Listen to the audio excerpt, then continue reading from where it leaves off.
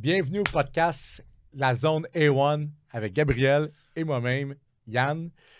On a décidé de passer un podcast. On veut changer les choses dans l'entraînement au Québec. On veut les améliorer.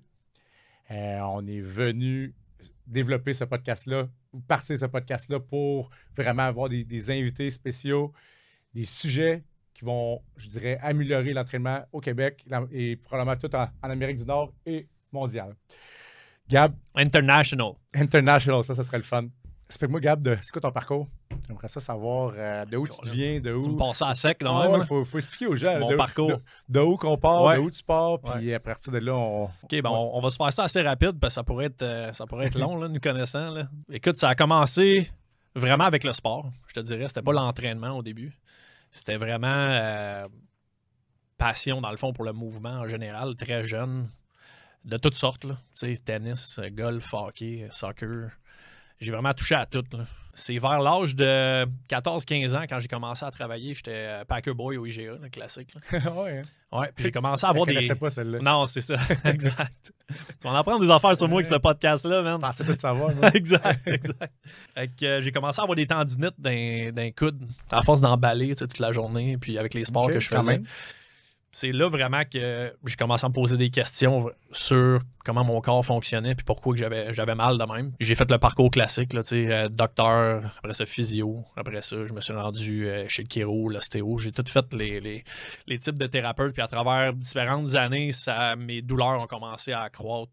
Exemple, j'ai commencé à avoir des problèmes de genoux, des blocages cervicales, des tensions dans le bas du dos. J'allais jouer au hockey, exemple, dehors le soir avec mes chums à 1h, puis j'avais l'impression, après avoir joué, que les genoux voulaient me défoncer. Là, c'était vraiment là, des douleurs aiguës pour quelqu'un. J'étais même pas en fin de croissance encore. Il y avait des trucs que je comprenais pas. Fait que c'était une genre d'interrogation sur pourquoi j'ai mal. Puis pourquoi il faut que je prenne des antidouleurs, pourquoi il faut que je mette de l'antiflogestine après avoir joué au hockey ou au tennis, pourquoi à 14-15 ans, je regardais mes chums autour de moi, il n'y a personne qui se plaignait de douleur. Fait que ma prise de conscience est déjà faite là, très jeune à propos de ça. J'étais pas encore dans le côté training en même temps. Là. Je faisais des trainings classiques, j'allais courir, je faisais des push-ups, des sit-ups, mais j'étais pas encore dans mon idée. Le training, c'est venu par après, plus vers 16-17, quand on veut se pomper avant d'aller dans un club là, classique. Là. Fait que ça a été chest-bras. Là. La fameuse pompe qui dure 30 minutes. Exact. T'arrives au club puis c'est fini. À 2h du matin, c'est fini. Là. Ah ouais, surtout avec qu'est-ce qu'on consommait à ce moment-là. Fait que, bref, ça a été ça au départ qui m'a amené vers l'âge de 22-23 ans, me questionner un peu ce que je voulais faire. J'étais au cégep en génie mécanique à Valleyfield, puis j'ai été voir un orienteur, puis il m'a parlé de la kinésiologie, puis pour moi, ça a été vraiment comme un appel à ce moment-là. J'ai manqué mon premier essai pour rentrer avec les tests physiques, peux-tu croire? Ouais. Je m'en allais, man... Bon, c'est bon, ça veut dire que tu as continué à progresser depuis, là. Si je me fie à ta condition présentement. Ouais, ben écoute, pas que j'étais en mauvaise forme, c'est juste que j'avais jamais fait ça, une roulade arrière. OK. Où il y avait des trucs, exemple, sauter dans des cerceaux, c'était à l'UQAM. Je sais pas si tu avais fait ces tests-là à l'époque. Là. Je m'attendais pas à ça. Moi, des tests physiques, je pensais que je m'allais faire des dips, des chin-ups, puis ils nous ont fait faire des trucs de coordination. Ouais, des trucs de gymnastique. Soccer. Écoute, j'ai passé 5 minutes sur la roulade arrière. J'étais pas capable de la faire, puis tellement têtu comme je suis, je voulais pas passer à la prochaine étape. J'essayais de faire la putain de roulade arrière. Fait que je sais pas, c'est pour ça que j'ai pas passé les tests, mais... Est-ce que c'était Zied qui te faisait faire les tests? Non. Peut-être qu'il était là, man, avec ses grosses pipes veineuses. Là. Ça se peut, man. Je me souviens pas, man. J'étais tellement zone out après ça. Puis avec l'interview, je pense que l'interview, ça avait bien été, mais en général, je pense que c'est vraiment les tests physiques qui n'ont pas bien été. Fait que c'est ça, parcours universitaire. Pendant que j'ai fait mon université, je me posais des questions. Hein, on s'en parle souvent par rapport au fait que il y a un manque vraiment dans les cours universitaires. Tu prends des cours, puis c'est pas tout le temps ce que tu voudrais apprendre, dans le fond. Là, là. C'est un bac général. Hein? C'est ça. Le bac en kinésiologie, je considère que c'est bon pour avoir certaines bases dans l'entraînement, mais ça reste que c'est un bac général. Puis nous, un peu comme on connaît nos backgrounds l'un à l'autre, ben on en voulait plus. Hein? Ben oui, c'est ça.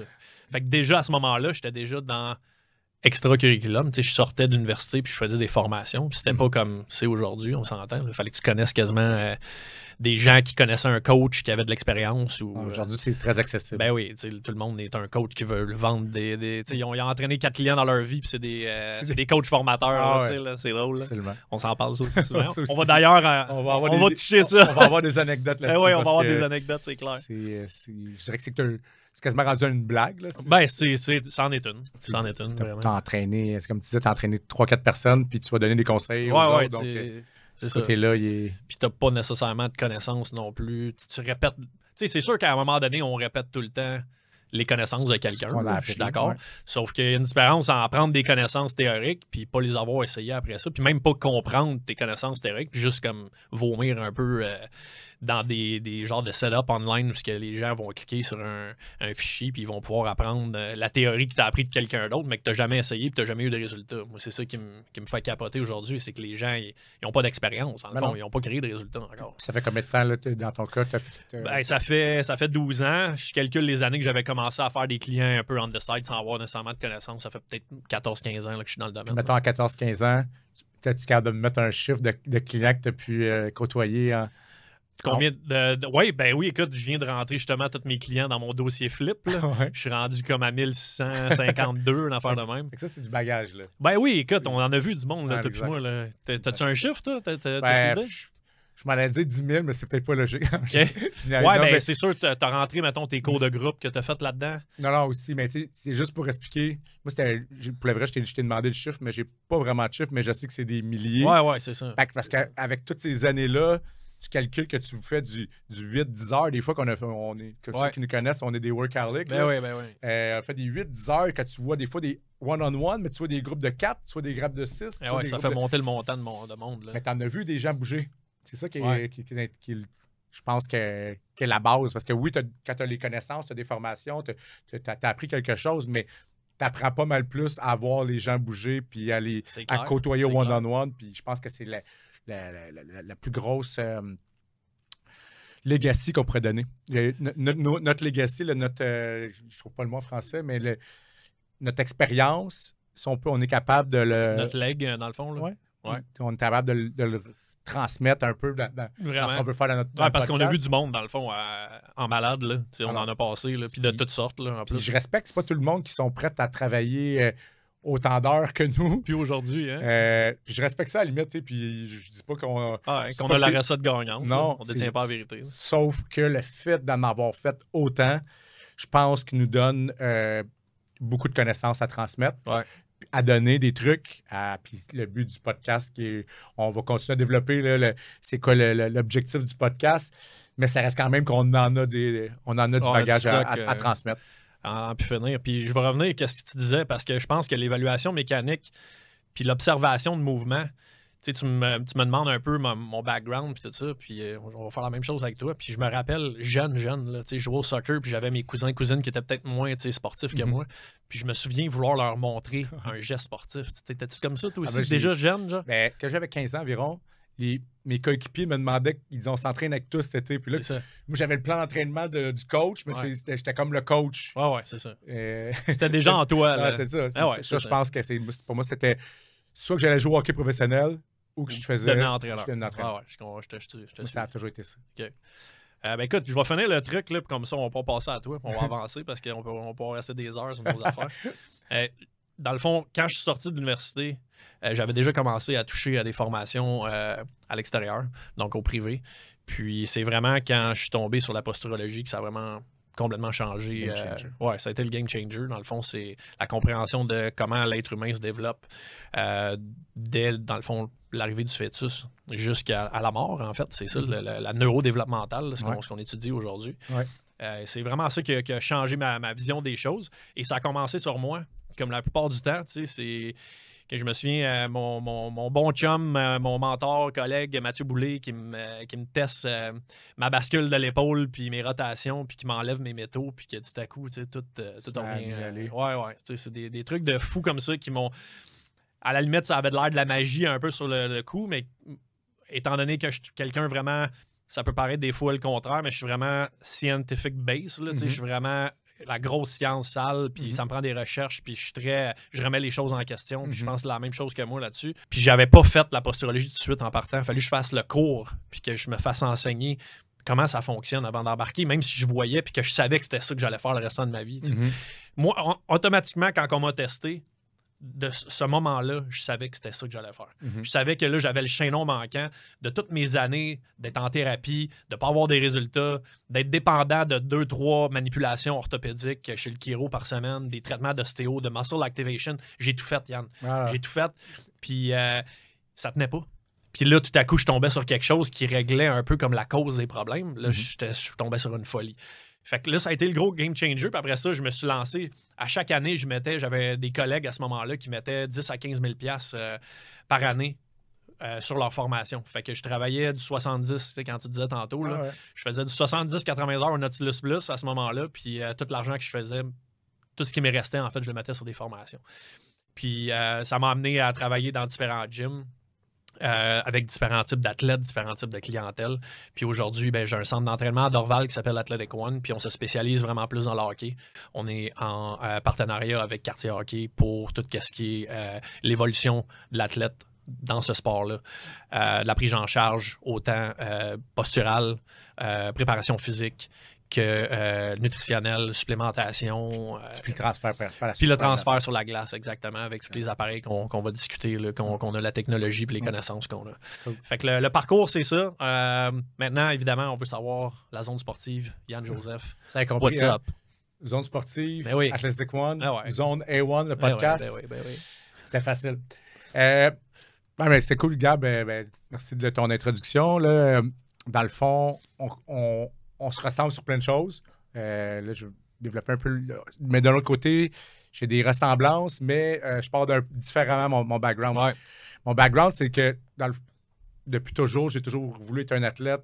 C'était en dedans de moi, mais j'étais pas. Je dirais que j'étais pas si bon, jeune. T'es pas de naturel. Là. Non, Okay. Mais mon vouloir, ma ténacité a fait que j'ai vraiment pu me développer comme joueur de hockey. Un grinder. Puis je dis toujours, un peu, ouais. Ah ouais. Je dis toujours, tu sais, le talent, c'est une chose, mais hard work, big talent. Vrai. Puis à travers mon parcours de joueur de hockey, j'ai joué avec des joueurs qui étaient plus talentueux que moi. Puis finalement, j'ai joué un plus haut niveau, puis je me suis développé plus parce que j'étais travaillant, j'en voulais. J'étais prêt à mettre des heures à me pratiquer, à lancer des balles, des rondelles chez nous. Dans le centre d'entraînement, le préparateur physique nous donnait un entraînement par jour. Souvent, j'y allais une deuxième fois. Ça, c'est à un jeune âge, là, je dirais. Partir fait que ça a changé. Mais là, avec les années, je suis sur la longévité maintenant. Je te sur la longévité maintenant. Fait que je fais des workouts généralement tous les jours, mais ils durent rarement plus que 40 minutes. Juste pour que les gens comprennent, là, c'est que... C'est quoi, il y a 2 semaines, on a eu une formation d'Institut IP à ton gym, à la zone sportive. Puis j'ai fait faire un training à Yann. Puis pendant qu'on faisait le training, tous ces trainers sont venus, puis ces clients sont comme Ah, Yann, il s'entraîne, si tu le fais s'entraîner. Je m'entraîne en cachette, sinon. Exact. Un petit cachetier. Tout le monde connaît mes trucs, j'en garde pour moi aussi. OK, c'est bon. Non, c'est ça. Puis, qui a fait que je me suis toujours poussé. Puis, comme on expliquait tout tantôt, déjà là, adolescent, c'était moi qui allait suivre comme mes chums qui jouaient au hockey avec moi, Bantam 2A à cette époque-là, Midget 3, Junior, mes chums me demandaient, ils disaient, on s'entraîne avec toi. Fait que t'agissais déjà comme leader à ce moment-là aussi. Là. C'était pas juste comme tu tripais training, c'était que les gens, je corrigeais les autres athlètes regardaient vers toi pour faire comme, OK, on va s'entraîner comme Yann fait. Là. Okay. J'ai joué junior majeur, j'ai eu une bonne carrière junior majeur, j'ai joué professionnel. Après 2 ans, j'avais été invité pour le club école des Stars de Dallas. J'avais joué plus dans East Coast à ces années-là. Je n'avais pas vraiment joué dans la Ligue américaine. Puis après 2 ans, je suis revenu jouer au Québec parce que j'étais allé à l'université faire mon bac en kin. C'est à ce moment-là que tu as fait c'est parce que dans le fond, je trouvais que je voyais pas comment je pouvais monter où ce que je voulais, qui était la Ligue nationale. À ce moment-là, je me souviens, il y a une année, je pense que j'étais le 2e meilleur marqueur de l'équipe dans la East Coast. Puis tous les joueurs avaient été call-up dans la Ligue américaine. Mais j'avais pas de contrat. Donc, j'ai comme pris le chemin que je me retourne aux études. Puis des fois, je le regrette un peu parce que j'aurais peut-être aimé ça le pousser encore plus, mais je regrette rien non plus par rapport à mon parcours aujourd'hui. Je suis fier de ce que je suis rendu, je suis fier de ce que j'ai fait. T'étais dans les époques de David Desharnais, dans le fond. Non. Un petit peu plus vieux? Ouais, je suis plus vieux que lui. Mais pas beaucoup. Quand même une couple d'années. Ah oui? Il doit avoir un 4-5 ans de plus. OK. Fait que t'étais peut-être même une génération avant de lui. Là. C'était la génération que les petits joueurs... Ils regardaient même pas. T'avais le droit d'en avoir un par équipe. Ouais. Puis souvent, je viens souvent avec ça, mais le petit joueur de l'autre équipe, tu l'aimais pas. Là. Ouais. Tu peux prendre ta job. Fait que c'était comme ça un peu à cette époque-là. Il y avait beaucoup d'accrochage. Il fallait que tu sois fort physiquement. Tu pouvais pas performer si tu avais juste du talent. Il fallait que tu grindes. Ouais. C'est pas comme aujourd'hui. Là. Aujourd'hui, les petits joueurs sont avantagés. Puis c'est pour ça que les entraînements qu'on fait sont axés sur la vitesse, sont axés sur l'explosion. À cette époque-là, c'était beaucoup plus sur la force parce qu'il y avait beaucoup d'accrochage, des combats un contre un dans les coins de patinoire. Ce qu'il y a de moins en moins, il y en a encore, mais c'est moins plus rapide. Tu peux t'en sortir sans ça. Juste avec la vitesse, tu peux s'en sortir. Il n'y a pas l'accrochage. Un coup que tu es sorti du coin, l'autre joueur peut te ramener avec toi. C'était vraiment... C'est un autre hockey. C'est un autre type de game. Ça a changé il y a 10 ans beaucoup. Puis là, même dans les derniers 2, 3, même 5 ans, ça a changé encore pas mal. Absolument. C'est une game c'est une game de trouver de l'espace libre, en fait. Si t'as pas de patin, si t'es pas agile, si t'es pas capable de te déplacer là, en mohawk, là, comme les gars font maintenant. C'est exactement ce qu'on apporte dans le type d'entraînement. Ouais. Quand on amène la neuro, on amène les types d'entraînement qu'on fait, les joueurs réussissent à améliorer cet aspect-là. Parce que si t'as pas la stabilité pour te tenir sur tes pieds, imagine juste l'ouverture de hanche. Oui, exactement. Si t'es pas capable d'ouvrir, il y a des gars qui sont pas capables. Puis ils font des heures de glace en malade. En tout cas. On pourrait. C'est ça, dans le fond, c'est le but de ça. Le but, on part sur une dérape sur un sujet. C'est de démystifier ce qui se fait de moins bien, puis comment que ça devrait s'enligner. Puis je dirais, moi, je pense que les athlètes vont avoir intérêt à écouter ce podcast-là. Les entraîneurs vont avoir des ressources, ils vont avoir des outils qu'ils vont pouvoir utiliser au jour le jour, parce que c'est un peu ça. On amène notre bagage, mais on amène nos connaissances aussi. Puis on en a fait des niaiseries. On le sait, c'est quoi qu'il faut pas faire. Il y a des choses qu'on a testées qui fonctionnent un peu moins bien, mais... Les parents. Les parents. Mais les parents, c'est surtout eux autres. Là, ils ont souvent une conscience. Puis les parents, ils devraient écouter le podcast, absolument. Qui ont des enfants qui font du sport, qui jouent au hockey. Parce que dans le fond, souvent, le parent a sa propre idée de comment que ça devrait fonctionner. Puis il y a quand même une grande influence sur son enfant. Ben oui. C'est lui qui paye en même temps. Il veut avoir une influence. C'est lui qui sélectionne un coach, là. C'est pas le contraire. Sauf que s'il n'y a pas les connaissances c'est ça. Pour le faire, des fois, ça peut nuire au développement de son enfant. Les coachs sur glace, aussi. Les coachs sur glace. Qui comprennent les concepts d'entraînement parce que souvent, il va y avoir des interférences avec ce qui est fait sur la glace. Mm-hmm. Puis il va y avoir les coachs de skill, les entraîneurs de hockey, etc. C'est pour ça qu'au Québec, il y a un gros changement qui devrait avoir lieu. Idéalement, on est comme au début du changement. Ouais. Mais dans le développement athlétique, on en développe de moins en moins de Québécois. Il y a de moins en moins de joueurs de hockey qui se font repêcher dans la nationale. Il y a de moins en moins d'athlètes qui s'en vont aux Olympiques. Puis qu'à quelque part, il faut que ça change. Mais moi, je crois que c'est parce que le préparateur physique doit prendre un plus gros rôle dans le développement complet de l'athlète. Oui. Dans la périodisation avec l'entraîneur, que ce soit l'entraîneur sur la glace, l'entraîneur athlétique. Le préparateur physique, c'est lui qui doit diriger un peu plus la périodisation, qui va être un de nos sujets, nos gros sujets qu'on va développer au courant des podcasts. Fait que c'est super important c'est super important de le faire. Là. Si on reste dans la façon que c'est fait présentement dans le développement athlétique, c'est que tout le monde tire la couverte de chacun de son côté. Puis finalement, on ne développe jamais des athlètes à leur plein potentiel. Exact. On développe des athlètes, je dirais oui, on réussit à faire de quoi de bien, mais c'est pas là, on est rendu à un autre niveau. Puis... c'est parce qu'il faut que tu compares avec l'argent qu'on met aussi sur ça. C'est sûr qu'on n'a peut-être pas les montants, mais quand tu regardes qu'est-ce qui reste sur ta paye, puis que tu regardes d'autres pays qui font beaucoup mieux que nous, pourquoi? Parce qu'ils investissent des sous sur leurs athlètes, puis si tu veux avoir une population en santé, il faut que tu l'intéresses au sport, il faut que tu l'intéresses. Tu sais, il y a des stats là, qui démontrent que si tu commences des jeunes avoir une passion, exemple, pour un sport, ben, ils vont continuer de le faire sur le long terme, puis ils vont vouloir se garder en forme pour continuer à faire ce sport-là. Ça veut dire quoi? Ça veut dire qu'ils vont vouloir trouver des solutions pour l'alimentation. Ils vont être ceux-là qui vont aller dans les gyms, justement, s'entraîner pour garder la forme pour leur sport. Puis ils vont probablement avoir la meilleure qualité de vie aussi en continuant de vieillir, parce qu'on sait que les systèmes qui sont stimulés pendant que tu fais des sports de ce type-là, et surtout si tu joues à des hauts niveaux, puis t'es bon, en fait, c'est ça, c'est de créer de l'intérêt, c'est quand que t'es bon que tu vas avoir l'intérêt de continuer à faire un sport. Donc, si on compare le Québec avec les outils qu'on a, les connaissances qu'on a, hein, on en parle souvent, des top coachs, des top entraîneurs qui forment des entraîneurs à travers le monde, qui ont écrit des livres, ce sont des Québécois. On a une expertise de malade mental ici, puis ces gars-là devraient être au top au niveau du gouvernement pour prendre des décisions pour les sports parce qu'ils comprennent c'est quoi entraîner un athlète. Comme dans certains pays. Comme dans certains pays, exact. En Finlande, hein, il y a 3 ans, ils ont eu autant de Finlandais que de Canadiens repêchés dans la Ligue nationale. Mais quand on comprend que la Finlande, c'est gros comme le Québec. On parle du Canada au complet. Exact. Les autres, c'était un préparateur physique québécois qui avait été en Finlande. Il avait proposé, c'est pas québécois, canadien, qui avait proposé au Canada son approche un peu plus multidéveloppementale. Multisport, j'ai vu ça passer. Multisport. Un documentaire, justement, là-dessus. Puis dans le fond, il l'a présenté, il déménageait en Finlande, puis il l'a présenté à la Finlande, puis ils ont adapté son projet, son approche. On l'avait ça ici, tu sais. Puis dans le fond, c'est parce qu'ils ont mis la structure en place pour le faire, ce que des fois, on ne fait pas ici. Puis je suis pas en train de batcher contre le pays, mais je suis plus en train de dire qu'on peut faire mieux. Ben, moi, je vais le dire. Si tu veux pas le dire. Moi, je trouve que c'est vraiment ce qu'on fait avec les ressources qu'on a, comme je disais, avec l'argent qui est disponible.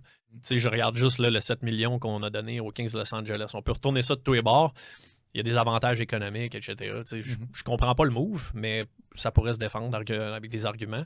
L'idée, c'est quand même de dire 7 millions demain matin. Là. Tu fais quoi avec ça, toi, pour dire on prend là, un modèle, là, puis on l'instaure à tous les athlètes au Québec. Pas juste les joueurs de hockey, 7 millions de dollars. Juste commence à dire, à la place de mettre des parents comme coach de hockey, fais juste mettre des gens qui sont formés pour être des coachs de hockey. Comment que ça change la game complètement?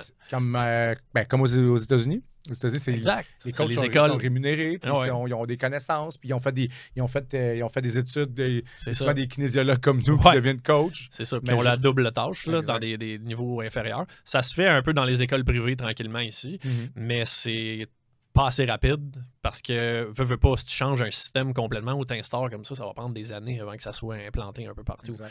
Fait que, non, écoute, regarde. Ça, là, c'est un sujet. Qu'on pourrait. Juste ça, ben oui, on pourrait avoir des invités de malades pour parler de ça. Juste un sujet. Termine ton parcours, Yann. Mon parcours, je suis revenu ici, back en kin, à l'UQAM comme toi. Les tests, par contre, je les avais passés haut la main. Là. Ah, bravo. Même qu'ils m'ont dit que. T'étais supérieur à la moyenne. Ils ont dit c'est le genre d'athlète comme toi qu'on veut. T'es un esti de pourri. C'est vrai, même les basket, j'avais pas lancé un ballon depuis que j'avais 15 ans. Juste à remettre, t'étais rendu au fait que t'avais été éclairé de la East Coast parce que tu backcheckais pas sur tes chiffres. Impossible. La seule chose que je pouvais faire, que le coach m'avait dit dans East Coast, c'est qu'il trouvait que je dompais pas assez le puck. Un gars de possession. Moi, j'avais mis le time possession. C'était pas en mode ben dans ce temps-là. Dans ce temps-là, il fallait que tu dompes le puck. Ouais, dompe le puck, va la chercher. Puis j'ai fait mon bac en kin, j'ai ouvert la zone sportive très rapidement. En même temps de finir. OK. Mon dernier stage, c'est que j'avais été en entreprise pour faire mon plan d'affaires pour pouvoir partir dans la zone sportive, que j'avais une vision sur l'entraînement athlétique. Puis comme nos centres d'entraînement sont conçus un peu de la même façon. Là, on entraîne tout le monde comme des athlètes. Avec un mindset athlétique. C'est ça, qu'un mix où on va lever des charges, on va avoir de l'équipement qui va te permettre de travailler ton explosion. Puis tes sprints, etc., ta vitesse, tes systèmes d'énergie. C'était vraiment ma vision. Moi, dans mon cas, puis on a sensiblement la même... c'est arrivé un peu la même chose, la posturologie dans nos deux cas. C'est que moi, je joue encore au hockey dans la Ligue nord-américaine, qui est l'ancien semi-pro pour certains. Puis, à un moment donné, rendu vers 27-28 ans, mon corps s'est mis à péter.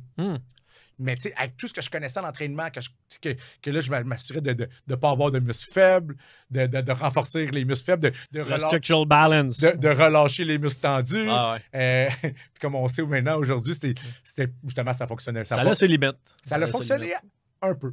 Ah mais ouais. ça revenait, puis ça revenait, puis ça revenait. Je me blessais, mais j'étais capable de jouer. Je ne manquais pas de parties nécessairement. Puis je me faisais traiter physio, ostéo, acupuncture, Classique. des fois 2 à 3 traitements dans la semaine pour pouvoir jouer le week-end. OK. À un moment donné, moi, j'étais vraiment saturé, puis je pensais prendre ma retraite.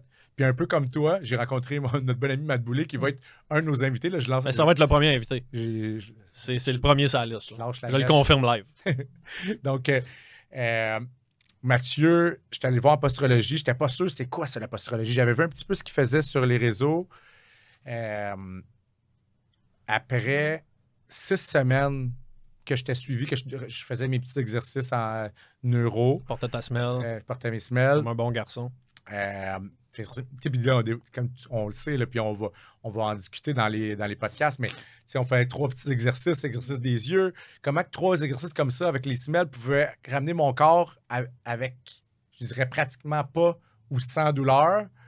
Puis de compensation. Pas de compensation. Puis 6 semaines plus tard, je retourne voir Matt, puis j'ai dit, c'est assez étrange parce que mon ostéopathe m'a fait remarquer que je suis juste allé la voir une fois dans les derniers 6 semaines. Exact. Fait beaucoup moins de traitements manuels. Puis même, c'est même elle qui me l'a remarqué. Là, Ouais. je fais, ah oui, c'est vrai. Mhm. OK, fait que j'en avais moins de besoin. Ouais. Pour moi, c'était un game changer. J'ai dit à Matt, OK, je veux savoir Comment ça marche. comment je fais Fait que pour le même, redevenir- Je veux même, faire la même chose que même toi. mentalité que moi j'ai C'est eu à pour ça, l'époque. tantôt, c'était vraiment la même, Ouais, un peu la même histoire. Fait que comment je fais pour faire comme toi? Dans notre cas, on a le côté préparateur physique, qu'on intègre ça dans notre package, si on veut. On intègre ça dans notre développement avec les personnes qu'on va suivre, dans notre suivi. Puis, ben, c'est un petit peu comme ça que c'est arrivé. Puis là, On s'est rencontrés comme ça, en on fait. s'est rencontrés dans une formation Ouais. que c'était Que moi, plus ça des- faisait 15 fois que je faisais la même formation pour finalement comprendre. Ah, mais là, c'est la vie, hein, je pense que Ah ouais. tu fais pousser les cheveux longs. Fait que des fois, si Exact. on apprend les choses différemment, on comprend différemment. N'importe quoi. Fallait que tu le plugues. Ah ouais, hein? fait que je savais C'était pas pas le bon moment, Je savais pas quand mais plugger. tu l'as plugué. Je C'est savais fait. Ça avait aucun rapport. Il va falloir couper ça au montage. OK, c'est cool ça. T'avais-tu quelque chose à ajouter? Je pense que ça termine. Puis là, dans le fond, ben, notre podcast a développé à force qu'on s'est rencontrés la première fois. Ben ouais. Nos passions, nos Mhm. connaissances se ressemblent similaire. beaucoup. On peut partir sur des sujets pendant des heures à un souper, puis qu'on est passionné de ça. Se perdre en forêt, à parler pendant 6 heures. Exactement. Fait que là, on est arrivé avec le consensus. Let's go, on lance un podcast. Ouais. Au lieu de se parler dans un souper, on va se parler devant un micro. Ben ouais, puis on va faire bénéficier, en fait, les gens qu'on parlait tantôt, fait que, tu sais, les athlètes. Puis même si on parle de hockey, puis qu'on est dans le sport du hockey depuis longtemps, puis que c'est ça notre passion, on n'entraîne pas des joueurs de hockey, on entraîne des athlètes. Ah oui, absolument. Donc, si on parle de hockey, on parle de soccer, on parle de baseball, on parle de basket, c'est en développement en plus au Québec. Il faut amener les gens à comprendre que c'est pas parce qu'on est spécialisé dans le hockey que finalement, ben, la préparation physique d'un joueur d'un autre sport, ben, il va y avoir des différences. Mais avec le type de clientèle qu'on a, si tu travailles pas qu'avec des professionnels qui sont déjà, tu sais, ils ont toutes leurs qualités physiques de base qui sont jackées. Si tu veux partir des jeunes comme il faut que tu les entraînes à peu près toutes de la même façon. Tu sais. Absolument.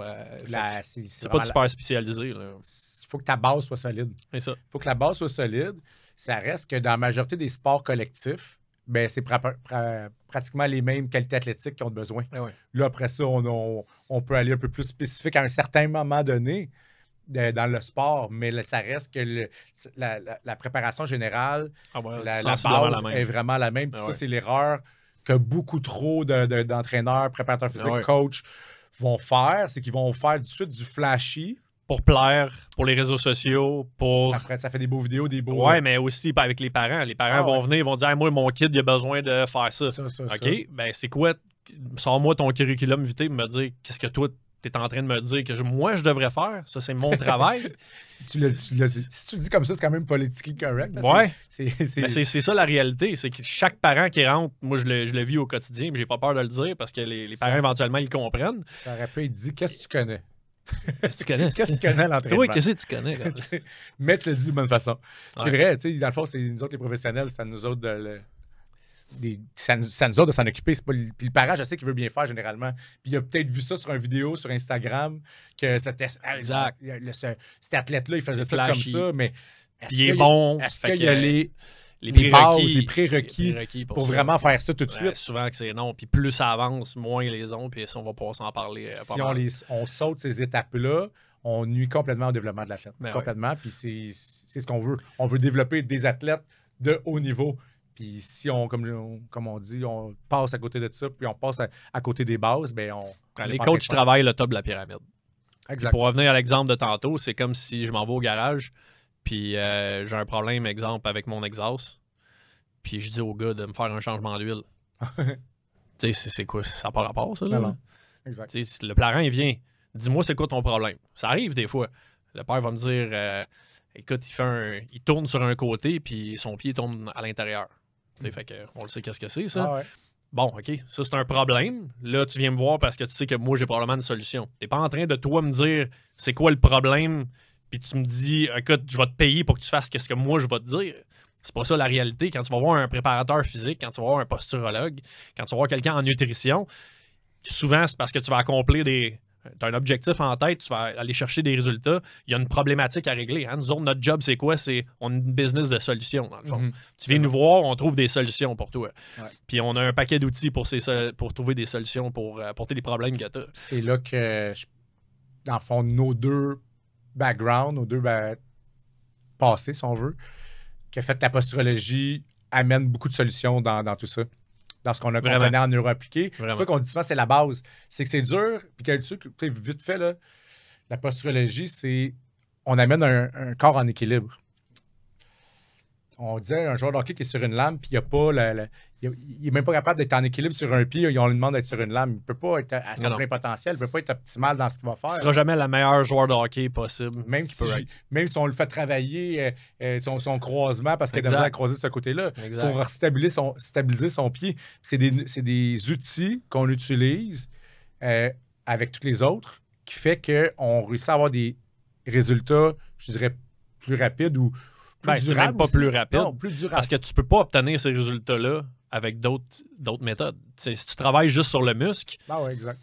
Tu vas avoir un résultat instantané, mais ça se compare même pas avec un résultat où tu vas reconnecter le cerveau avec le muscle. Exact. Je peux même pas dire que c'est plus rapide, que c'est pas assez juste. Ouais. C'est vraiment, c'est vraiment... c'est un autre monde, en fait. Ouais. C'est un changement de paradigme complet. Puis, il faut que les gens... C'est une des raisons pourquoi on part ça, en fait. Parce que, tu sais, le côté préparateur physique, il y en a des podcasts là-dessus, mais du monde qui combine tous ces éléments-là ensemble, ça n'existe pas présentement. C'est nous autres qui a starté ça. On s'est comme dit que c'est du jamais vu. C'est du jamais vu, exactement. Fait que, il va y avoir du stock de fou. Qu'est-ce qu'on va avoir? Des résultats de malade. Fait qu'on a touché ça un peu, Yann, tantôt. Je veux avoir ton input, puis on vient juste un peu d'en discuter. Le problème qu'on voit, c'est beaucoup qu'il y a de la surspécialisation. Mm-hmm. Donc, autant sur la glace que hors glace, on voit une problématique, exemple, puis on s'en va taper dans cette problématique-là, un peu comme on fait en thérapie, exemple. La personne a mal à l'épaule, ben, on va donner des exercices de stretching, on va donner des exercices de renforcement, de rééducation de cette épaule-là, mais dans le fond, le problème il vient souvent d'ailleurs.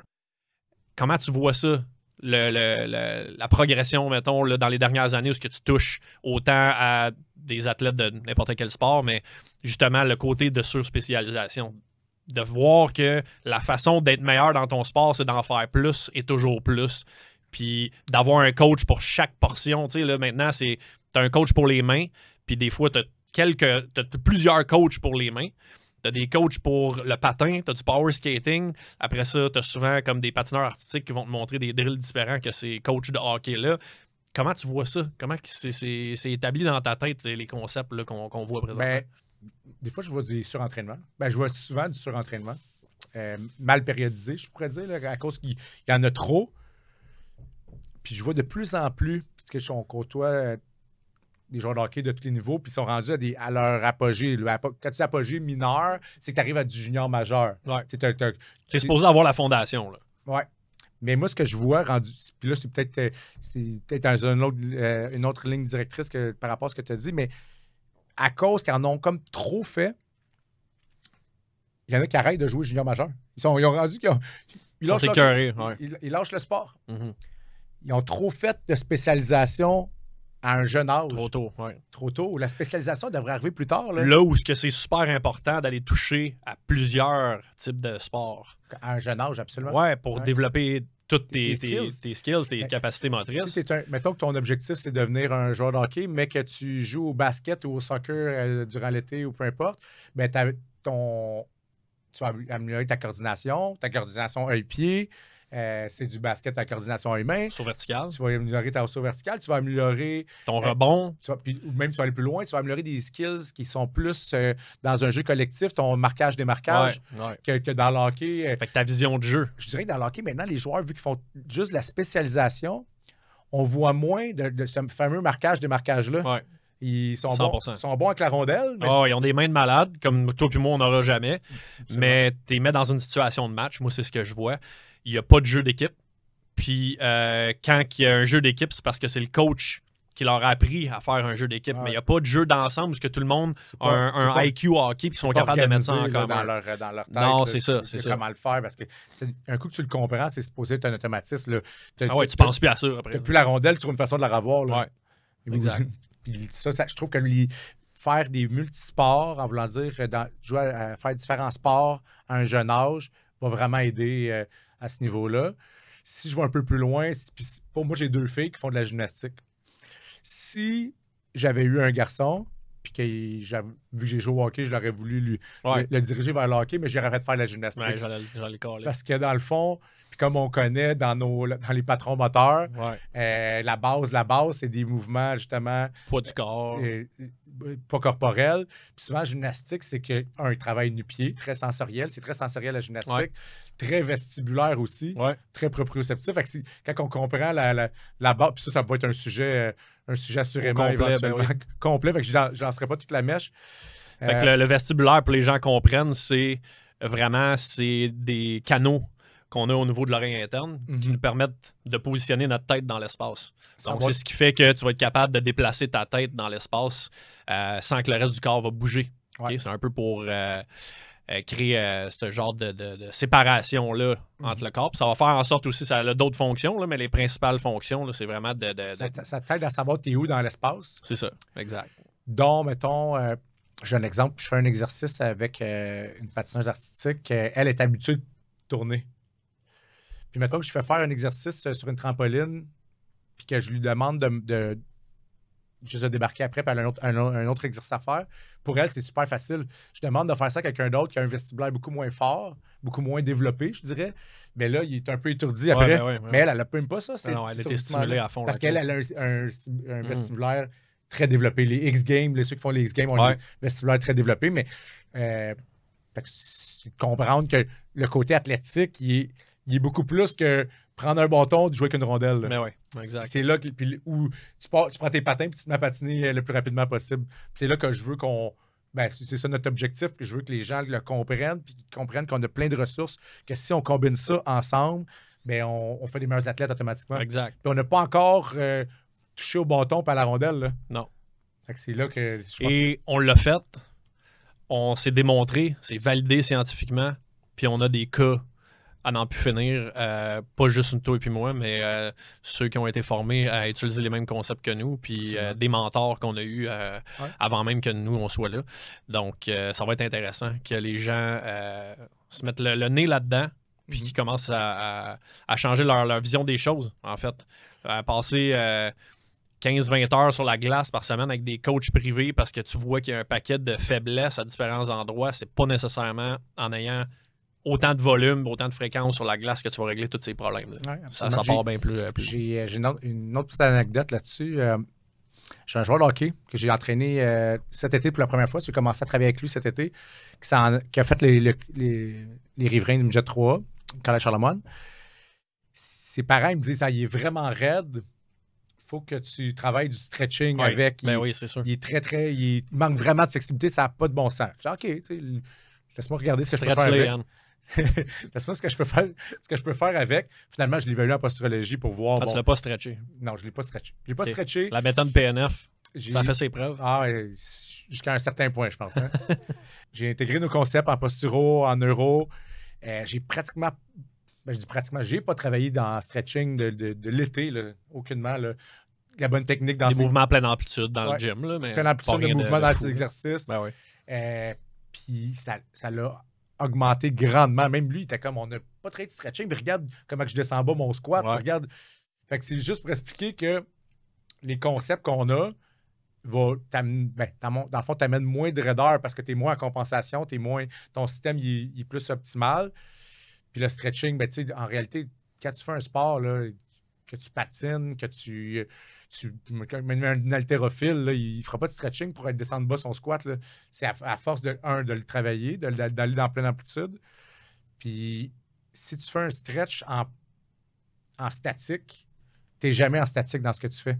Tu es toujours en dynamique. Fait que en partant, quand tu comprends ce concept-là, ça make no sense. Là. Ça n'a pas de sens d'aller tirer sur un muscle pour lui donner de la flexibilité. Puis, à moins que le sport le demande, mettons un gardien de but, il va falloir qu'il gagne. Une gymnaste, il faut qu'elle amène sa jambe à sa tête. Un gardien de but, il faut qu'il soit. Ça, c'est correct. Mais dans un sport comme le basketball, tu n'as pas d'avantage. Tu n'as pas aucun D'avoir avantage. de la mobilité, mais être flexible, ça va être une autre qualité physique. Puis de toute façon, notre objectif avec la neuro, puis ce qu'on fait pour que les gens comprennent bien, c'est qu'on crée de l'accès. Mm-hmm. Donc, absolument. Les concepts de neuro, la posturologie, c'est quoi? C'est qu'on reconnecte le cerveau avec les muscles. Quand il y a un muscle qui est tendu, quand tu as une articulation qui ne bouge pas bien, c'est quoi qui se passe?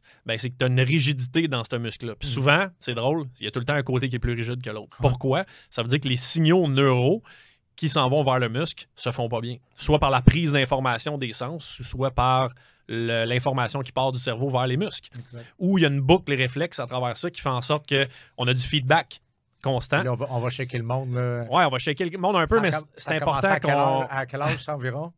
À quel âge? À quel âge tu penses que ça commence à se développer? Ça commence dans l'utérus. Ouais, exactement. Donc, ça, je dis, on va shaker le monde. Oui, c'est sûr. C'est sûr que ça shake parce que, en fait, tout commence dans l'utérus. C'est facile à comprendre. C'est là où on se développe. Donc, éventuellement, si on parle de nutrition, de supplémentation, de différentes problématiques qu'on a vues aussi, il va y avoir des experts qui vont venir, qui vont discuter de ça. Mais bien des affaires qui se passent dans l'utérus de la mère. Là. Donc, c'est une portion importante à comprendre. Et le lien que je voulais faire, c'est juste que dans le fond, il faut arrêter de se casser la tête avec des méthodes qui impliquent pas le cerveau. Après ça, les gens vont dire « Ouais, mais là, ton cerveau, tu es tout le temps impliqué. » Oui, mais il faut passer par le cerveau, par l'ordinateur central qui contrôle les muscles et non le contraire. Hein, on a un truc qu'on dit là, dans notre gang, là, c'est que le muscle est l'esclave du cerveau. Ah oui, absolument. Donc, si tu fais juste passer par des drills musculaires, tu vas avoir un effet neurologique parce qu'évidemment, le muscle, il reçoit de l'information sensorielle constamment, mais il faut que tu passes par le système nerveux central, par le cerveau, pour vraiment corriger le problème à la cause.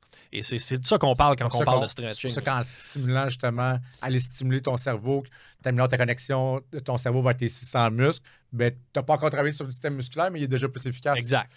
Donc, c'est un peu ce qu'on veut amener parce que je trouve que ça, c'est un... ça, on se l'est dit, c'est un gros manque. Là. Il y a beaucoup de gens qui vont travailler juste par la biomécanique il faut le faire aussi à un moment donné. Qui est à la limite, mais qui est un gros manque si tu passes juste si tu fais juste ça. Parce que tu n'as jamais maximisé cette fameuse communication-là. Exact. Puis dans le fond, ceci étant dit, je pense qu'on peut présenter un peu nos sujets parce que je pense qu'on a compris que la neuro appliquée, qui est la posturologie, les patrons moteurs, qui va être ce qu'on a vu avec Institut IP, qui est les mouvements oculaires, qui est le stimuli des sens, vont vraiment être notre sujet numéro 1. C'est notre numéro 1. Tout va tourner autour de ça. Ça tourne autour de ça. Oui, parce que c'est la base, comme tu l'as dit tantôt. C'est comme notre premier, je dirais, première thématique. Puis à partir de là, on a plein de sujets, de sous-sujets qu'on peut parler à partir de la neuro appliquée. C'est illimité comme que le nombre d'épisodes qu'on peut faire sur ça. Puis c'est super intéressant parce qu'il y a beaucoup de monde qui connaissent pas ça et qui auraient super intérêt à connaître Ben ouais, ça. ben ils vont tous se retrouver. T'sais. Juste les exemples qu'on donnait tantôt. Combien de gars. J'ai pas rencontré un joueur de hockey qui a pas une facilité de tourner d'un côté plus que l'autre. C'est pas normal. Non. Ah, ben ouais, mais tu sais, je suis droitier. Ouais, mais t'es supposé être capable de tourner aussi bien à droite qu'à gauche. Pourquoi que c'est comme ça? Là, t'es sors de la glace, t'évalues leur bassin. Le côté que ça va moins bien, ben le pied est plus déséquilibré, fait qu'il est moins stable, puis le bassin est en bascule. Ouais. L'épaule est plus basse aussi. Ouais. Ben écoute, tu sais, les gens vont découvrir comment ça a un impact non seulement pour la vie d'un sportif, mais aussi pour la longévité. Ah ouais. Les sportifs qui font le plus d'argent aujourd'hui dans tous les sports confondus, c'est ceux qui durent le plus longtemps. Ben oui. Regardez Djokovic. Là. Ben, Djokovic, il fait de la neuro. Ouais. OK? Il fait des trucs, de la posturologie, puis il fait des trucs comme nous. Puis regardez comment il est dominant. OK? C'est pas juste le fait qu'il est extrêmement bon, c'est parce qu'il a appliqué des techniques qui font en sorte qu'il. Ben, écoute, c'est la même chose au niveau alimentation. C'est un gars qui il est quand même. Il est à jour. Là. Il est à jour avec la science, en fait. Comme Zverev, j'ai vu récemment que lui, il a eu une grosse blessure l'an passé, puis il a changé un peu son entourage. Puis justement, je le voyais faire des exercices oculaires, je le voyais travailler avec nos équipements qui est les eaux inertielles. Ouais. Fait que là, je vois que puis j'ai hâte de voir ce qui va arriver dans son développement. J'ai l'impression il est beaucoup blessé depuis le début de sa carrière. Oui, c'est ça. Mais j'ai hâte de voir s'il réussit à moins se blesser, c'est déjà un gros avantage parce que sa longévité dans son sport va être meilleure. Mais Djokovic, on a vraiment le meilleur exemple d'athlète. Si tu compares ça, exemple, à Nadal, exemple, qui est une brute physique, qui joue le sport du tennis complètement différemment de Djokovic. Pas que Djokovic n'est pas intense, mais Nadal va souvent s'en sortir à cause de ses qualités athlétiques. Mais c'est un gars qui a changé de côté parce qu'il avait une blessure. Il a changé son profil de latéralité en jouant de la gauche parce qu'il avait une blessure au niveau de l'épaule droite. Puis on peut vraiment le voir physiquement parce qu'il a surentraîné un côté. Ça, c'est des anciens concepts biomécaniques qu'on aurait utilisés. En fait, probablement que j'aurais même pas fait ça il y a 20 ans parce qu'on comprend que juste par les chaînes musculaires, exemple, avec exemple des cours à la Guy Voyer où ce que tu vas voir les différentes connexions entre une chaîne musculaire d'un côté versus l'autre, que si tu surentraînes d'un côté, ben, tu vas déséquilibrer l'autre bord parce que ce côté-là a besoin de freiner le mouvement pendant que tu es en train de faire une activité. Fait que ça va gâcher en fait la coordination, la précision de ton geste. Mais écoute, Nadal, c'est probablement le joueur de tennis qui a été le plus blessé dans les 20 dernières années. Il réussit à s'en sortir tout le temps. Il est vraiment bon parce qu'il a probablement une base quand même intéressante. Mais le fait d'avoir changé son profil de latéralité, écoute, imagine. C'est fou. C'est comme je commençais à jouer au hockey de la droite demain matin. C'est impossible. Hein? Ben, écoute, juste neurologiquement, tu essaies d'expliquer ça. La quantité d'efforts qu'il va falloir que tu fasses pour devenir aussi bon que l'autre côté. C'est un truc de fou. Ouais. Non, ça, c'est sûr que c'est notre gros main sujet. Ouais. Après ça, le deuxième gros thème qu'on va avoir, c'est la périodisation d'entraînement et l'évaluation. C'est quoi les approches? Puis pourquoi qu'on utilise certaines approches en périodisation? C'est quoi les tests qui sont efficaces pour... Parce que dans le fond, la nouvelle mode, c'est qu'on fait des tests pour faire des tests. Ouais. Mais on en parle souvent de ça. On fait des tests. Ouais. On fait des tests, mais on ne sait pas trop pourquoi. Ça look good. Puis on ne sait pas pourquoi qu'on le fait. Puis on ne sait pas trop ce qu'on va aller chercher avec ce résultat-là. Ouais, ça prend une data que quand tu vas faire ton test, que tu vas utiliser. Pour monitorer la progression de ton athlète d'une phase à l'autre, exemple, dans la période, ou d'un entraînement à l'autre. Fait que soit d'un point de vue macro, fait que d'un point de vue plus large ou d'un point de vue plus précis, il faut que tu utilises ces datas-là pour que ça te serve à quelque chose, ou démontrer quelque chose, exemple, au client, ou à l'athlète, aux parents, au coach, pour révéler une des raisons pourquoi il était venu en consultation. Tu prends, exemple, je vais donner le podoscope qu'on a au gym, tu prends un print des pieds, ça va pas changer la façon que je vais travailler. Non. Mais ça confirme des choses que je vois pendant mon évaluation. Ça confirme également des choses que les coachs, les parents, l'athlète voient lui-même quand il est sur la glace ou qu'il est sur le terrain de soccer, quoi que ce soit. Quand tu vas périodiser ta séquence, soit d'entraînement ou d'exercice neuro, etc., tu vas pouvoir réévaluer avec ce test-là, puis voir est-ce que ça s'est amélioré, est-ce que j'ai mis en pratique ou pas. Puis là, finalement, ben là, dans ce qu'on sait, généralement, ça s'est amélioré. Fait que là, au moins, tu as de quoi à, comme je dirais, prouver qu'on a fait une évaluation, on a rentré certains types d'entraînement pour arriver à un résultat qui est amélioré. Puis dans le fond, ce qu'on voit généralement trop souvent, c'est qu'il y a des des évaluations qui sont faites juste pour faire une évaluation, puis on n'a pas trop de buts en arrière. Ben ouais, comme les fameux tests de physiothérapeute là, qu'on faisait à l'époque. Le FMS. Le FMS. Ouais. Je veux dire, à la base, on pourrait prendre tous ces tests-là puis les changer avec d'autres normes, puis ça vaudrait autant moins que qu'est-ce que ça vaut présentement. Moi, je l'ai fait, là, ces tests-là, là, puis au final... Moi aussi, je le faisais, puis à chaque fois que je finissais, pourquoi on vient de faire ça? En réalité, non, mais je le faisais. Exact. Je comprenais comme pas. Bon, à cette époque-là, tout le monde faisait le FMS, c'est qu'on fait le FMS. Ben oui, c'est ça. Puis là, t'arrives personne ne posait de questions. T'arrives avec un résultat que tu sais pas trop, que tu... T'as pas de protocole nécessairement précis à donner. Parce que c'est tellement subjectif. Ah ouais, c'est ça. Est-ce qu'il bouge bien? Oui. Pas tant.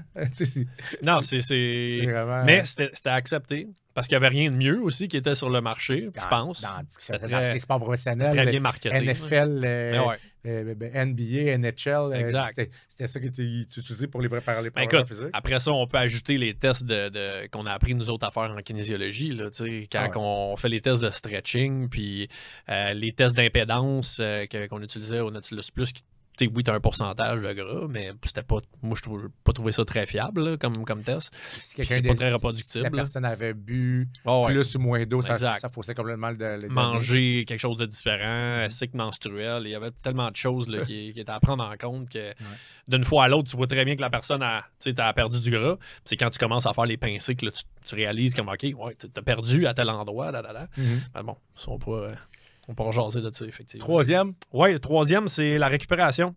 Vraiment un sujet qu'il faut démystifier parce que je pense que c'est super important. En fait, montre-moi un athlète qui récupère bien, puis on va être capable quasiment de prédire les résultats sur le long terme. Ouais.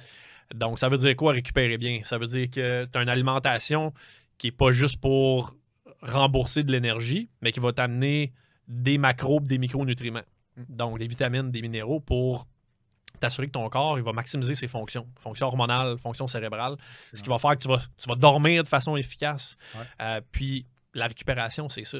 La base de la récupération, c'est quand tu n'es pas en train de faire une activité.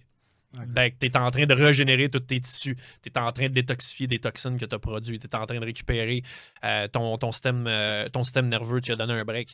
Ben, si tu ne dors pas de façon efficace, si on reprend le modèle qu'on a présentement avec les jeunes qui passent leur journée sur des appareils électroniques, qui stimulent le cerveau, qui sont en train de se le brûler, puis qui n'ont pas de contact avec la nature, puis qui n'ont pas de contact avec autre chose que justement la lumière bleue là, qu'on pourra jaser un peu éventuellement, puis qui sont plugués sur des stimuli de dopamine. Mm-hmm. Donc, c'est que des stimuli qui vont amener du renforcement à court terme. Ben, ça fait des gens qui vont pas récupérer de façon efficace. Donc, ça va au-delà de juste de dire « Ah, je vais me prendre mon fameux BioSteel après ma game de hockey, puis je vais avoir récupéré, je vais manger un repas, peu importe lequel, le soir, en autant qu'il y ait le classique là, qu'on retrouve dans l'assiette, là, une viande, puis des glucides, puis des légumes, puis ça va être correct. » Chose que même la majorité des gens font pas de toute façon. Donc, c'est un ensemble de choses, la récupération. Avec Yann, là, qui est beaucoup là-dedans, là, sur le biohacking, on va avoir aussi des outils qu'on connaît maintenant, qui ont été démontrés comme ayant des... Comme exemple, tu as parlé, mais dans le fond, ce thème-là, on l'a rassemblé comme récupération, optimisation.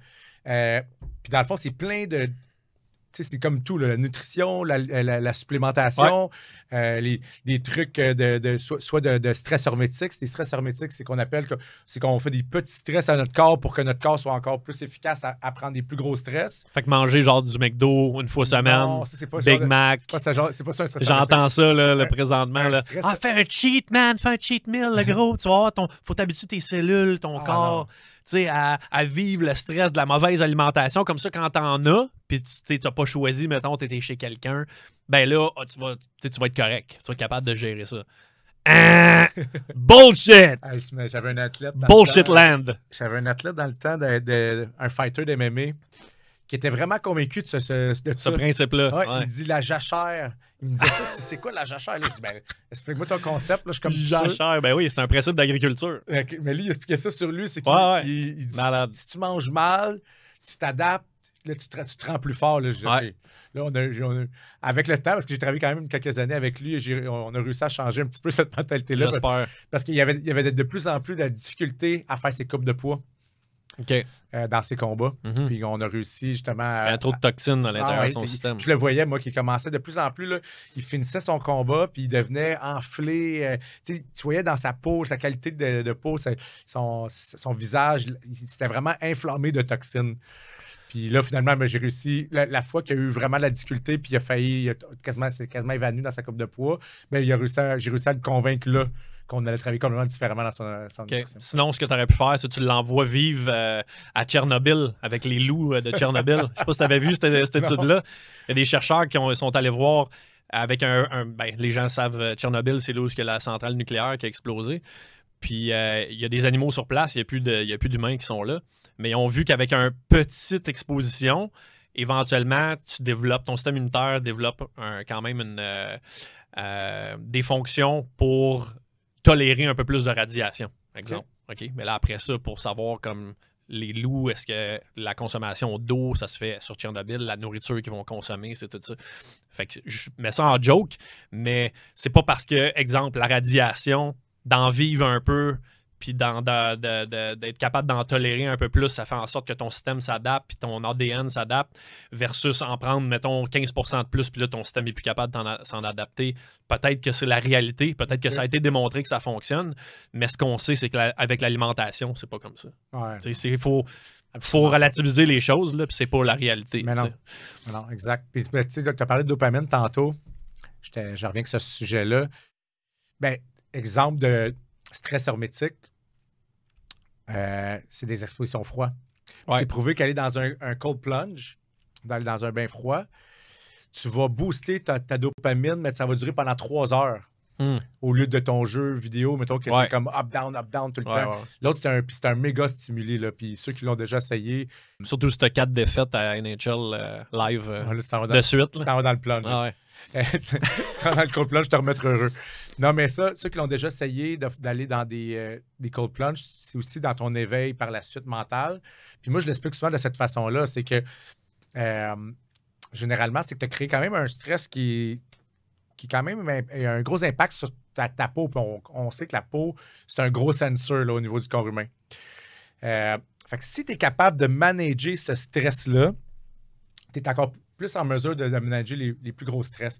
Puis généralement, ce que j'explique, c'est que si je commence ma journée avec ça, bien, ma journée est beaucoup plus facile à passer. Là, c'est ma partie plus, comme tu disais, biohacking. J'étais un athlète encore, je me considère encore un athlète de 43 ans dans quelques semaines. Même si tu t'entraînes une fois par semaine quand je viens de voir. C'est pas vrai, ça. Mais c'est le seul entraînement d'1 heure, par contre. Que t'as fait. Que j'ai fait. Okay. Tout ça pour dire que, rendu à un certain âge, j'ai essayé de trouver des façons de pouvoir rester jeune plus longtemps. Puis j'ai réalisé performer aussi. Puis performer parce que officiellement, j'ai pris ma retraite de la Ligue nord-américaine l'an passé. J'ai quand même jusqu'à 42 ans que je pense que j'ai fait une bonne job sur ma capacité à performer pendant longtemps.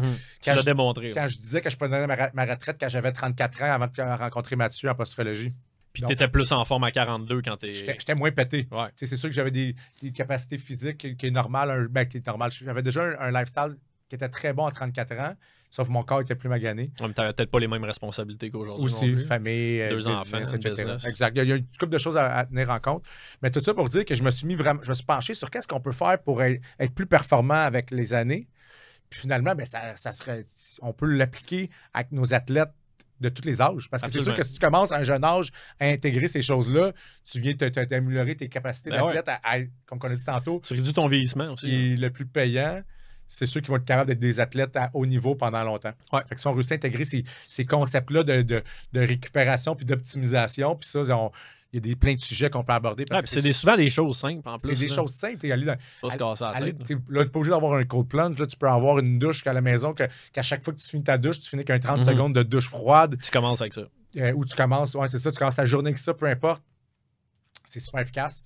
Là, on ne va pas aller plus loin. C'est efficace même sur ton brown fat tissue, que c'est le seul terme que j'ai toujours. Les graisses brunes. Ouais, c'est ça, je le dis toujours en anglais. Parce que ça paraît mieux. Ça paraît mieux.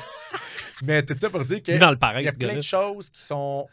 C'est des tools, c'est des choses à appliquer. Des outils, c'est souvent c'est souvent des choses faciles à intégrer qui des fois, il y a certaines choses qui coûtent cher, mais des choses qui coûtent pas cher non plus. C'est même des méthodes plus ancestrales. Fait qu'on combine les méthodes ancestrales avec la technologie avec la d'aujourd'hui, les technologie, connaissances scientifiques qu'on a en 2023. Ben oui, ben oui. Puis on maximise. Puis là, on peut penser à amener des athlètes là, à un other level. Ouais. Puis moi, c'est un peu c'est ça qui me passionne. Ben oui, d'amener clairement. des athlètes, là. Tu sais, tu réussis à avoir des athlètes qui sont stables, qui sont solides, puis là, on les amène là. Avec puis, le top de la pyramide, après ça, c'est là que c'est le fun. Là, on peut jouer. Ça qui passionne. Mais il y a tellement de travail à faire sur la base qu'avant d'arriver à cette pyramide-là, au top, là, c'est long. C'est long. Ouais. Donc, c'est un développement sur le... Ben ouais, c'est pour ça qu'il faut faire des podcasts comme ça, puis qu'il faut en parler, parce qu'il faut qu'il y ait plus de coachs qui utilisent ces méthodes-là. Et que là, on tombe avec des athlètes qui ont 10-11 ans, puis qui ont déjà intégré un paquet de ces façons de vivre-là, qui sont différentes de ce qu'on fait. Parce que si on faisait tout bien, ben honnêtement, on aurait probablement la moitié de la première ronde qui seraient des joueurs du Québec, avec le volume puis la passion que les gens ont pour le hockey au Québec. Il y aurait beaucoup plus de... Puis pas juste des joueurs qui vont faire jouer du haut niveau au hockey ou dans d'autres sports, mais qui vont être élites. On n'en a plus de ça, des joueurs élites. Pas comme à l'époque, puis pas en ratio comme on devrait en avoir. Donc, moi, je dis toujours aux gens, si tu penses que tout va bien, regarde autour de toi. Puis, ben, on peut faire le même processus socialement, à plein de niveaux, mais dans le sport de haut niveau, il y a quelque chose qui ne va pas, puis c'est le temps qu'on en parle. Exact. Quatrième gros thème, les types d'entraînement pour la performance. Oui. Dans le fond, les types d'entraînement, parce qu'il y en a plusieurs types d'entraînement, c'est d'un peu de donner les... Comme on a dit, on veut parler à tout le monde. On veut parler à des athlètes, on veut parler à des parents, on veut parler à des coachs. Donc, si on est capable de savoir c'est quoi les types d'entraînement qui sont efficaces, puis pourquoi les utiliser, puis quand les utiliser, bien là, on vient vraiment de donner du contenu de qualité, donner des tools, encore là, je le dis en anglais, des outils aux parents, aux athlètes, aux coachs, qui vont peut-être savoir plus comment l'appliquer, vont mieux l'appliquer. Puis ben là, dans le fond, on en a plein qu'on utilise là, au jour le jour. Là, on a de l'entraînement iso-inertiel qu'on adore utiliser. Les appareils d'Esmotech qui c'est je dirais que c'est une approche, les iso-inertiels, à l'origine qui avait été construit pour les astronautes qui puissent s'entraîner dans l'espace. Mais on a réalisé que pour les athlètes où la performance était super efficace, Desmotech, c'est une compagnie italienne qui ont fait un produit vraiment de qualité. Puis je dirais que les athlètes que je suis depuis qu'on s'est entouré de ces équipements-là, ben ils voient de suite une différence. Ils voient de suite l'impact. Puis on les a dans le data, dans les résultats. On a pris des athlètes on entraînait plus avec un entraînement conventionnel il y a quelques années. Puis que là, on a ajouté de l'iso-inertiel dans les entraînements, dans notre périodisation. Puis on voit qu'ils développent plus de watts, ils développent plus de puissance, ils développent plus de force. Donc, c'est un peu ce qu'on veut. En fait, c'est tout le temps. Moi, c'est le mandat que je me suis toujours donné. C'était on aime ça l'entraînement, mais ça fait mal s'entraîner. Ça prend. Faut avoir une motivation. Il faut que tu saches pourquoi tu le fais, en fait. Donc, c'est pas toujours facile, on comprend ça. On comprend que pour les athlètes, de faire leur sport, d'être à l'école ou d'avoir une vie professionnelle, puis en plus d'avoir à aller au gym pour augmenter leur qualité physique, c'est pas évident. Mais justement, d'aller faire le meilleur training que tu peux possiblement faire dans ton heure que tu as dans ta journée, puis de retirer les meilleurs résultats, moi, c'est tout le temps ça m'angoisse, en fait. Okay? Parce que je me dis, s'il y a quelque chose que je sais pas qui peut m'amener plus de résultats que ce que je fais présentement, ça m'empêche de dormir, Yann. Ben, c'est bon parce que moi aussi, l'autre jour, je me disais ça. Je me disais, on se pose des questions non-stop. Ouais. Puis t'en as de l'autre, je vais utiliser un terme, l'autre, on dit qu'on a à dire.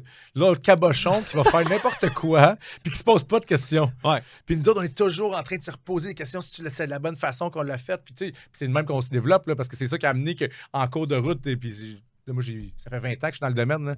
Dans mes 20 dernières années, ben, j'ai constamment évolué puis j'ai constamment changé. C'est le type d'entraînement que je faisais que je donnais à mes clients quand j'avais 23 ans. J'espère que c'est différent. Ben, ça a complètement changé. Mais même de l'année passée. Il y a des nouveaux concepts. Oui, nouveaux concepts qu'on intègre. Puis je pense que les types d'entraînement, ce volet-là de nos discussions va être intéressant parce qu'on est tout le temps en train de tester. Parce que c'est une approche qui vaut la peine d'être intégrée. Puis on se met vraiment à jour. Oui, puis ça se peut que dans 3-4 mois, on ait de quoi de nouveau qu'on on connaît pas présentement, puis qu'on l'a essayé, puis qu'on fait comme, OK, ça, guys. Donc, ça va être aussi une façon pour les gens d'aller chercher une évolution dans leur entraînement, dans leur qualité physique, puis d'aller chercher les meilleurs outils possibles, en fait. Là. Absolument. Ouais, c'est cool, ça. Écoute, après ça, évidemment, le but, c'est pas toujours que les gens aillent à nous écouter parler, toi puis moi, ça peut être long. Ça peut être long, comme on voit, là. On s'amuse, par exemple. Ah ouais, c'est ça. Nous autres, pour le fun qu'on fait ça. On a plusieurs invités. Oui, donc, ça va commencer avec Mathieu Boulay. Ouais. Donc, la première interview, exact, qui a changé la game vraiment dans tout ce qui est performance sportive. Puis là, ben, nous, on l'amène dans un niveau justement, de performance haut niveau. Il va venir nous jaser de ça, de posturologie, de neurosciences appliquées à l'entraînement. On va avoir nos 2 partenaires d'affaires avec lesquels on va partir un institut de formation. On peut l'annoncer présentement parce que le podcast qui va être en janvier de toute façon, ça devrait avoir starté. On va avoir un institut de formation, Athletic Development Institute, qu'on part avec Paul Gagné puis Phil Roy. Dans le fond, ça fait un petit bout qu'on est en pourparlers les 4. On veut améliorer l'entraînement des joueurs de hockey au Québec. On veut améliorer ce que les entraîneurs font avec ces joueurs de hockey-là. Comme on vient de discuter pendant le podcast, dans le fond. Exact. On veut mettre ça... C'est ça, on walk the talk. Là. Ouais. On fait un podcast pour ça. On s'en jase depuis longtemps, mais là, on veut vraiment que les gens aient des outils, les coachs aient des outils. Puis après ça, ben, plus que de coachs qui vont être formés à utiliser les concepts qu'on a, plus qu'il va y avoir d'athlètes qui vont être touchés pour ça aussi. Là. Exact. Donc, on va vraiment avoir un institut de formation pour les coachs, pour qu'il y ait les outils nécessaires, puis qu'il y ait nos outils, dans le fond. Fait que ça fait trop longtemps qu'on a sorti de l'université avec un certain bagage. Puis comme on dit, c'est dans notre expérience, dans tout ce qu'on a testé, puis les autres formations à côté, qui a fait qu'on s'est encore plus développé, puis on est rendu ce qu'on est rendu aujourd'hui. Si on peut redonner au suivant, redonner au coach dans le domaine de l'entraînement, dans la préparation physique, mais tant mieux, parce que plus qu'on va, c'est un peu notre vision puis notre mission, plus qu'on va réussir à développer des coachs qui peuvent développer des athlètes, développer des joueurs de hockey. De la bonne façon. De la bonne façon, bien, plus qu'on va avoir de joueurs québécois, canadiens repêchés. Ben oui. Puis ben là, c'est ça le but. C'est un peu l'objectif. Là. C'est de regarder la Ligue nationale dans 10 ans puis de faire comme, OK, ça, c'est la nouvelle génération de joueurs de hockey du Québec. On a repris du galon, puis maintenant, on se retrouve avec des athlètes, des top guns qui sont des vedettes dans la Ligue nationale. Il n'y a plus juste peut-être un Québécois ou à peine par équipe. Là. On va en retrouver plus. C'est ça l'objectif. Oui, exact. Aussi, c'est le même, je vois ça. Donc, on va avoir également des... on ne va pas le dire tout de suite parce que on va garder un peu de... J'ajoute Paul Gagnon, on peut faire une petite présentation. Oui, bien Paul, on peut en parler. Paul, c'est sûr qu'il va venir. Paul, non, ça, mais Paul, ceux qui ne le connaissent pas, tu vas googler. Il a travaillé avec plusieurs athlètes olympiques. Les Sœurs du Four-la-Pointe. Qui ont gagné des médailles. Il a travaillé avec des joueurs de hockey de la Ligue nationale depuis longtemps. Paul, il est reconnu, en fait, pour ça. Il est vieux, mais il n'est pas vieux. Son âge, il a un certain âge, il a 20 ans de plus que nous. Ça fait 20 ans de plus que nous qui travaillent dans le domaine. Donc, il y a des histoires de malades. Il y a beaucoup de bagages à nous amener. Exact. Fait que ça va être super intéressant d'avoir Paul avec nous. On va avoir des joueurs de hockey, des anciens joueurs de hockey de la Ligue nationale, des joueurs de hockey de la Ligue nationale qui vont venir parler de leur expérience entraînement, évidemment. Donc, ça va être intéressant de voir des gars, exemple, qui ont 50 ans aujourd'hui ou 40 versus des gars qui ont 20 aujourd'hui. Qu'est-ce qui a changé? C'est plus la partie, je dirais... pas légère, mais le fun d'avoir du storytelling, des histoires, des anecdotes. C'est ça. Dans le fond, je peux l'annoncer parce qu'il m'a confirmé avant qu'on tombe en onde. Steve Bégin il va se présenter à un podcast. Lui, il y a des anecdotes, les types d'entraînement, les méthodes d'entraînement que lui a faites à l'époque, ça l'a changé par rapport à aujourd'hui. Puis, dans le fond, ça va être un peu drôle, je dirais. Parce que moi, je peux en raconter une juste de lui, là, vite fait. Il m'avait raconté que les tests physiques, quand il était au Flames de Calgary, fait que c'est son année recrue, c'était du bench press, mais le plus lourd une fois. OK. C'est quand même pas si pire, le plus lourd une fois, mais... Fait que si ton plus lourd, c'est 135 livres, tu fais 135 livres. Puis finalement, il avait tombé finaliste avec Sandy McCarthy.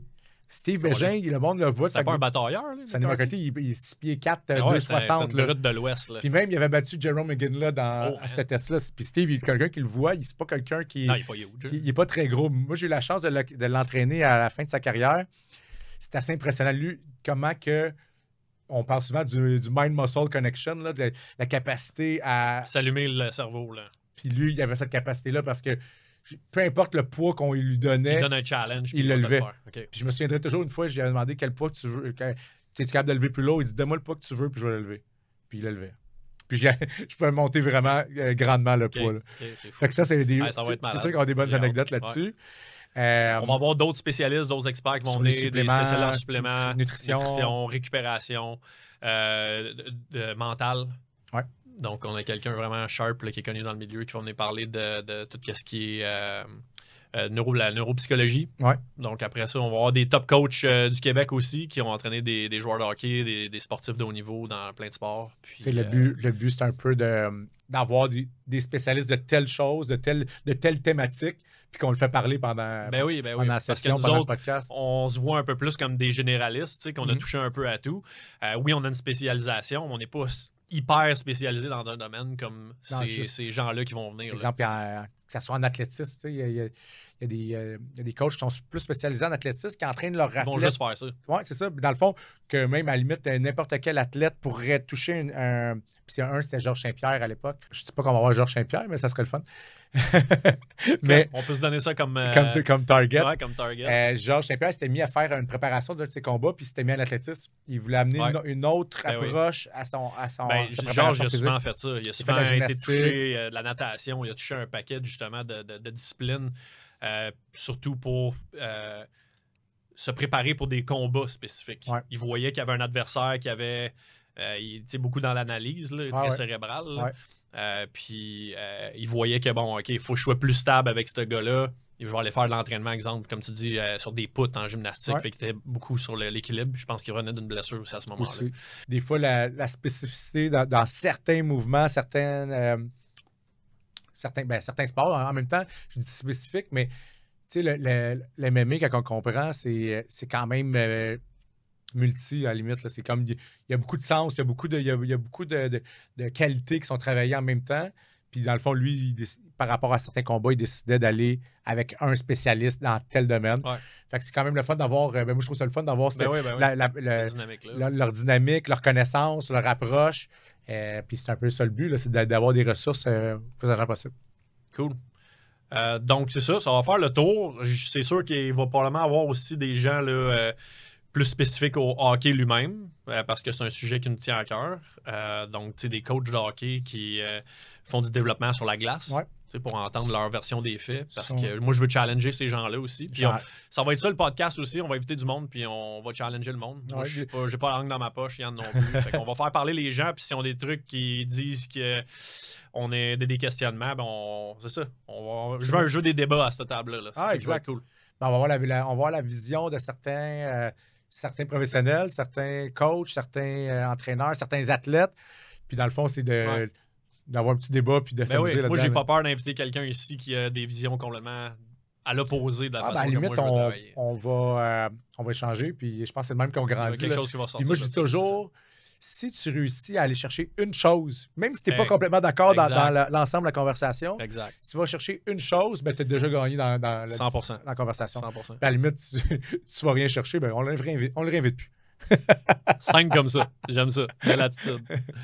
On n'est pas loin de rapper ça, Yann. Ouais, dans le fond, je voulais qu'on finisse sur une belle petite phrase. Ouais.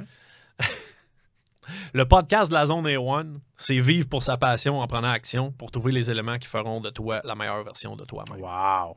Let's go. Je te connais. Ben, c'est les cheveux. Ouais, c'est le style poète. Poète, ouais, OK. Exact. C'est pour ça, en fait. Ça, puis... hippie, non? Ouais, puis mon père était musicien, fait que... on s'est poussé les cheveux, man.